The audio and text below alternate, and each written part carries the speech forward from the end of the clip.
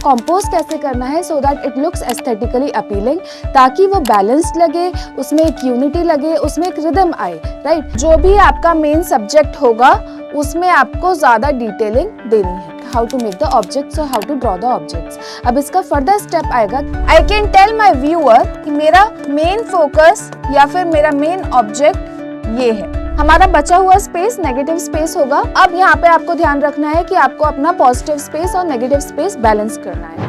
Hello future designers, welcome back to physics Wallah design and architecture. This is Sakshi, your design faculty at physics Wallah design and arc.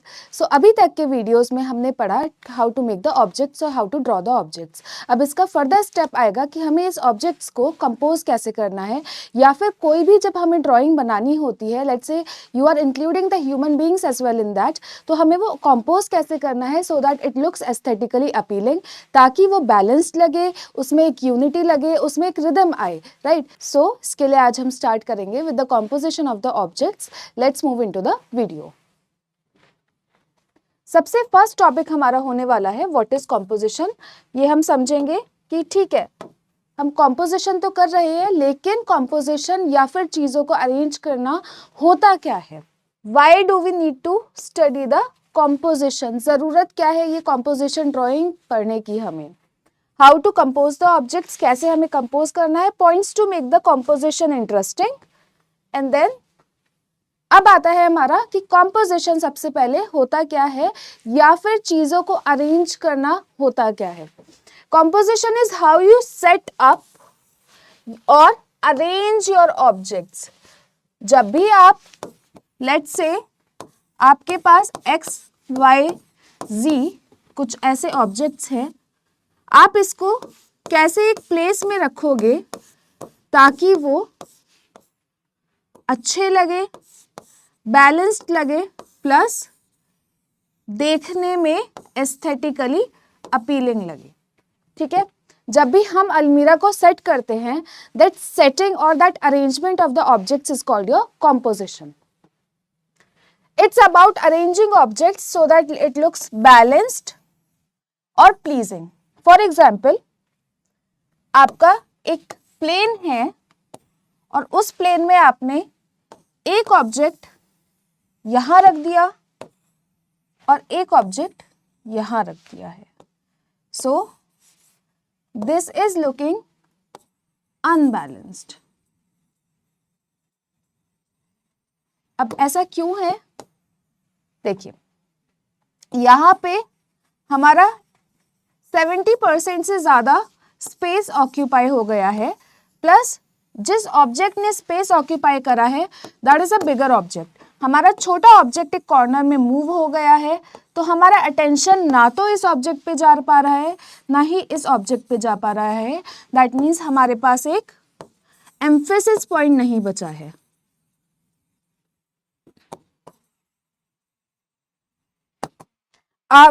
What is happening here? Our brain is traveling from place to place to bring up the objects all together, right? Now moving further, अब हम इसी को समझेंगे with the help of the example from a animated movie. I want you guys to write it down कि ये कौन सी animated movie है. Okay, यहाँ पे अगर देखिए हमारे पास हम इन कैरेक्टर्स को एक ऑब्जेक्ट की तरह लेने वाले हैं. A, B, C, D, E, F, G, H, I and your I. Okay. अब हमारे पास एटलीस्ट 6 और 7 ऑब्जेक्ट्स हैं. Okay, this movie is your Big Hero 6. ठीक है, अब हमारे पास 6 और 7 ऑब्जेक्ट्स हैं यहाँ पर. Now just have a look कि हमारा जो बिगेस्ट ऑब्जेक्ट है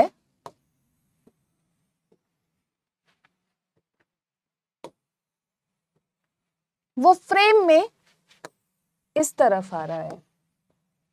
and then what they have done, they have left the space where there are smaller objects in between so that there is emphasis between or there is emphasis on each and every object. मतलब कि जहां पे भी आपके smaller objects बने हैं, छोटे objects बने हैं, वहां पर space दिया गया है ताकि व्यूअर को डिफिकल्ट ना हो ये समझने में कि हमारा ऑब्जेक्ट कौन सा है, प्लस हमारा इमेज बैलेंस्ड लगे। Moving further, okay, why is composition important और व्हाई इट इज इंपॉर्टेंट, ये जानना हमें क्यों जरूरी है कि चीजों को कैसे कंपोज किया जाए। सबसे पहला आता है direct focus.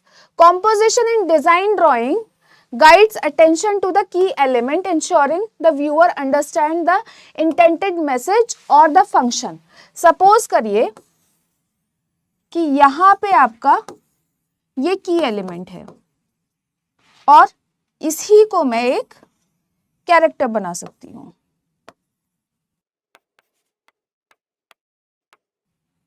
Right. Now this is your की एलिमेंट हियर। अब दूसरा हमारा एलिमेंट है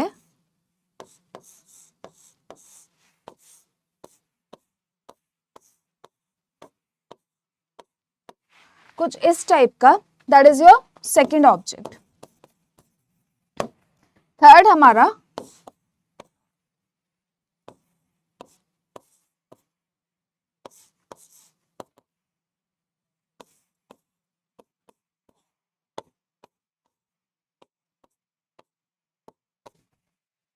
ये एलिमेंट है या फिर ये ऑब्जेक्ट है या फिर हमारा ये पर्सन है जिसपे हमारा थर्ड फोकस जाना चाहिए। मेन फोकस हमारा इस एलिमेंट पे होना चाहिए। तो अब मैं इसको कैसे कंपोज करूंगी जिससे कि without writing I can tell my viewer कि मेरा मेन फोकस या फिर मेरा मेन ऑब्जेक्ट ये है।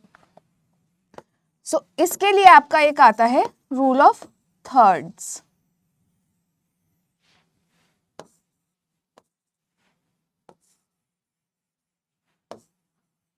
This is my main object or my main element, right?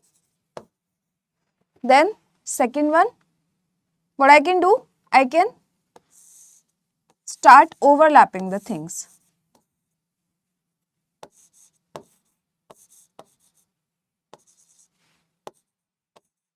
And my third element can be in the background here. So अब इसमें सबसे पहले फोकस मेरा मेन एलिमेंट पे जाएगा, दूसरा मेरा इधर जाएगा, and then third will be here. Now why this is happening? This is happening because I have applied the rules and I have arranged it in such a way that I am grasping my viewers' attention or I am telling them that you have to look in certain way, right? Okay, second is enhances visual appeal. A well composed design drawing is more aesthetically pleasing, capturing interest and encouraging engagement. अगर आपका composition अच्छा हुआ या फिर आपने चीज़ों को अच्छे से कंपोज किया तो वो विजुअली अपीलिंग लगेगा, एस्थेटिकली प्लीजिंग लगेगा, मतलब कि देखने में वो बैलेंस्ड लगेगा, देखने में वो अच्छा लगेगा। Third is your communicating clearly या फिर कम्युनिकेट्स क्लियरली। सपोज करिए कि आप जो है कोई एक कॉमिक स्ट्रिप बना रहे हैं। अब उस कॉमिक स्ट्रिप में भी आपके एलिमेंट्स होते हैं या फिर आपके कैरेक्टर्स होते हैं। अब now when we are looking in this picture we have a number of characters here.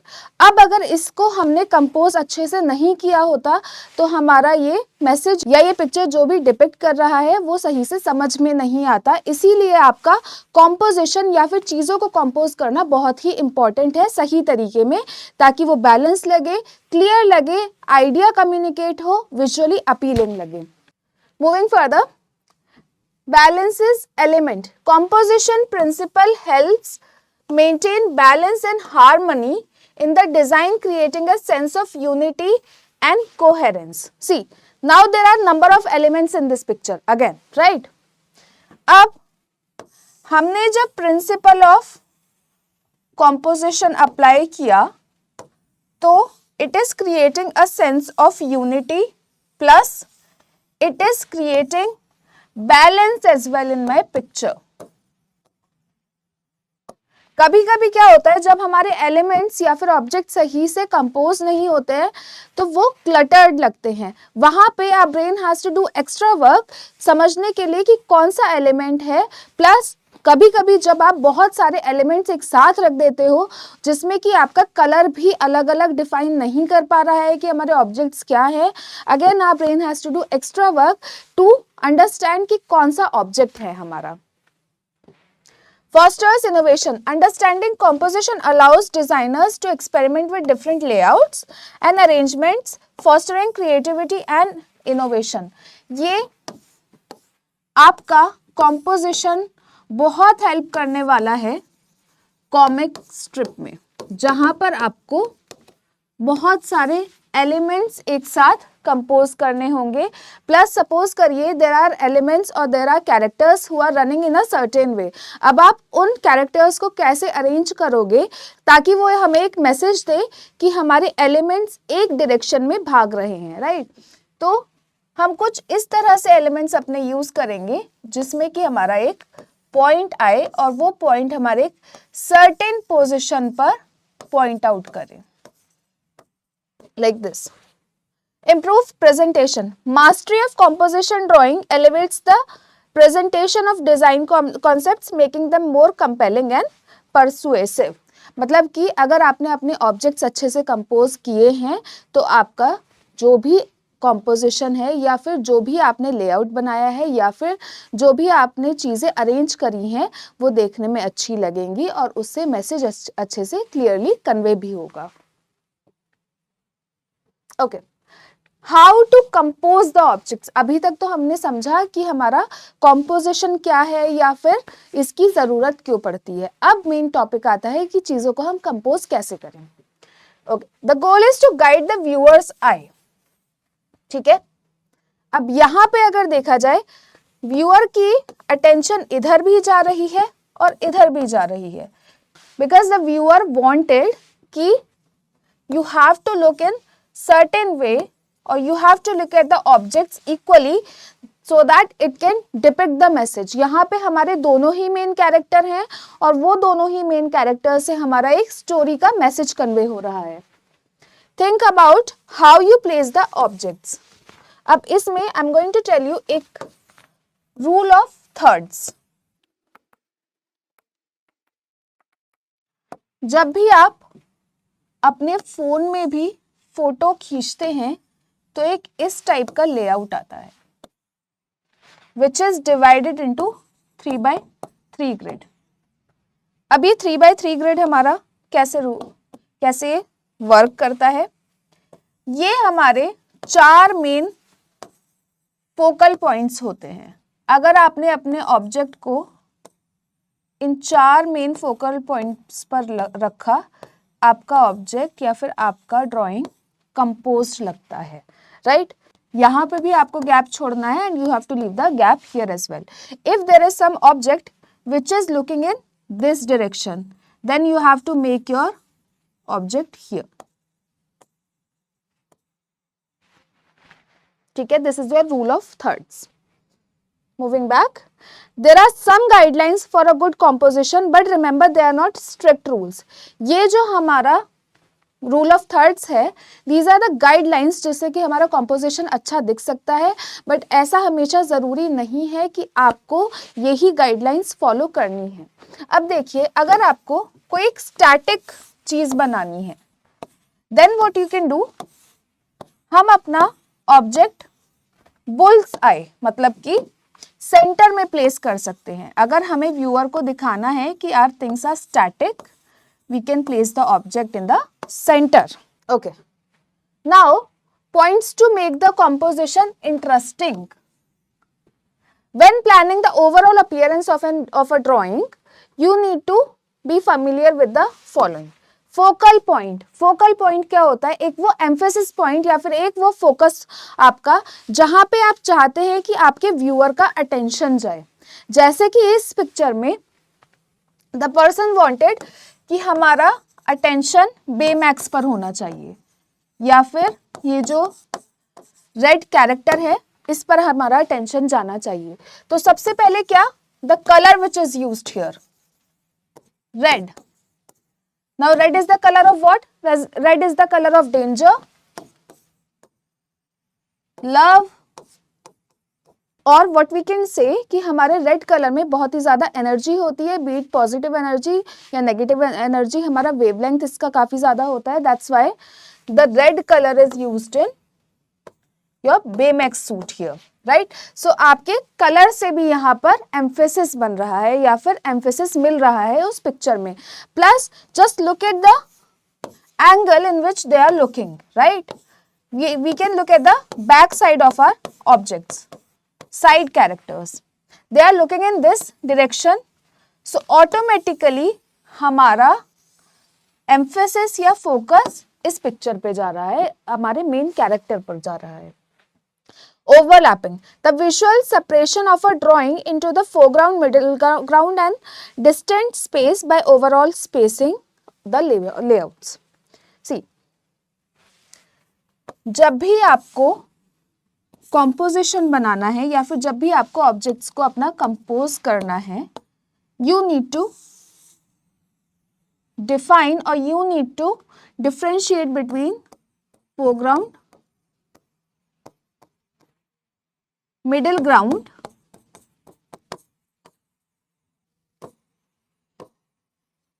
And your background.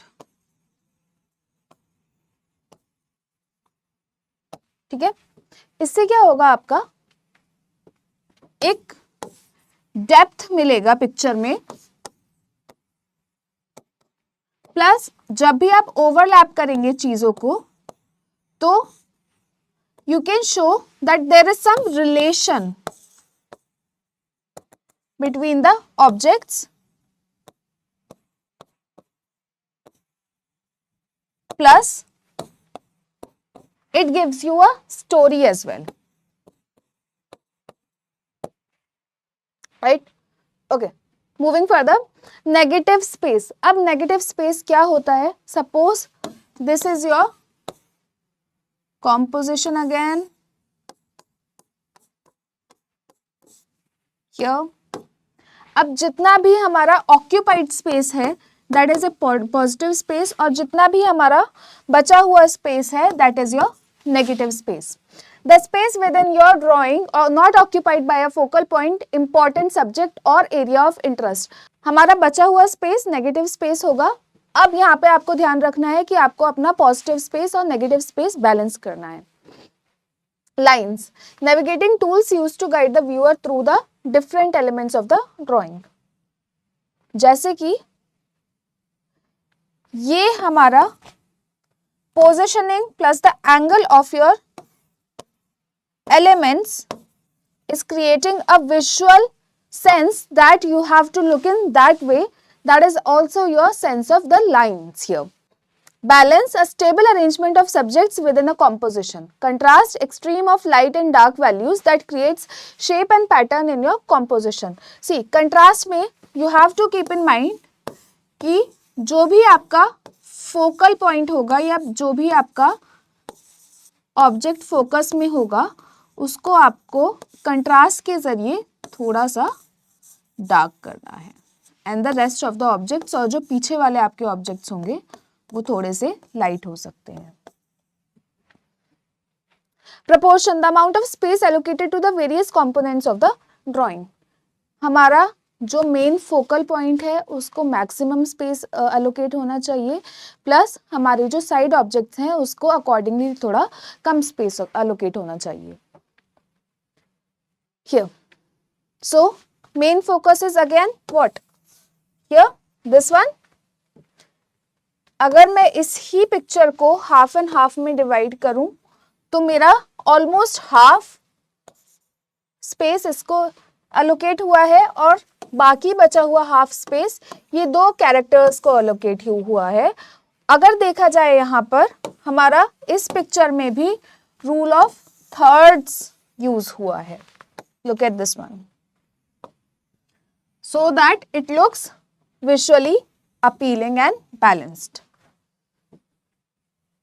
Okay, emphasizing the focal point, जो भी हमारा मेन पॉइंट, जो भी हमारा एम्फेसिस होना चाहिए उस पे हमें ज्यादा फोकस करना है। A drawing becomes much more interesting when it has a focal point like this one. Baymax was our focal point here. specific area where you want your viewer to focus the majority of the attention when looking at your drawing. Your drawing illustrates your choice of subject from your own unique perspective. अगर आपको किसी side character को emphasize करवाना है या फिर उसको focus में लेकर आना है, you have to divide the space in such a way that it grabs your attention. Secondly, it tells the viewer as well that you have to look in this way. Now here you can use the contrast of line, you can use the colors and you can use the spacing as well. Think about what you want your drawing to say and choose a focal point that helps you express that message. Here. Now again tell me, what is the focal point in this one? This character? Now, why this is becoming a focal point? Again, the positioning of the object, coloring, red color, the space it has occupied.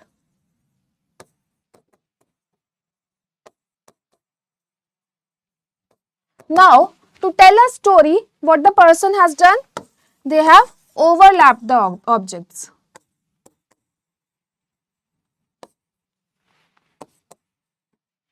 Elements here, right? Okay. Try to place your objects in the focal point. हमारा rule of thirds के हिसाब से this is our focal point here. Stay away from the bullseye. Your bullseye is the center. This is your bullseye, this one. A focal point placed in the very center of your drawing space is a big no, unless, guys here, unless you have a specific expressive or artistic reason to do so.